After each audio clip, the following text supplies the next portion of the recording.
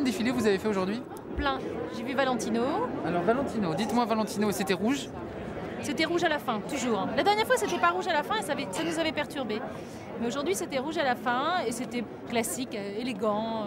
J'aime bien, moi, Valentino, c'est la tradition. C'est pas loin de ce qu'on a vu hier chez Dior. Elles sont hollywoodiennes, elles ont les cheveux sublimes, elles sont très maquillées, très sophistiquées.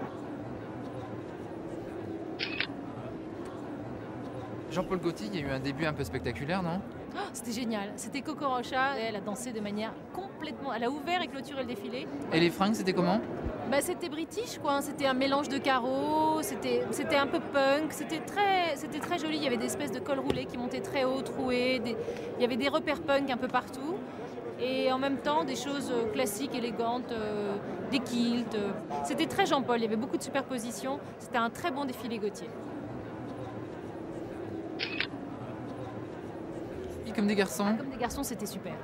C'était tout rose. Et c'était des vêtements, des petites robes très près du corps qui étaient...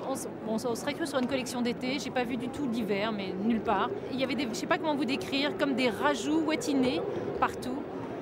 Une petite inspiration Malabar très intéressante.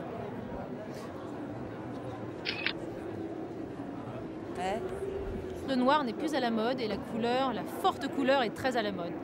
La seule unité qu'on trouve pour l'instant entre chacun, c'est des couleurs très fortes. Mais pas vraiment des primaires non plus.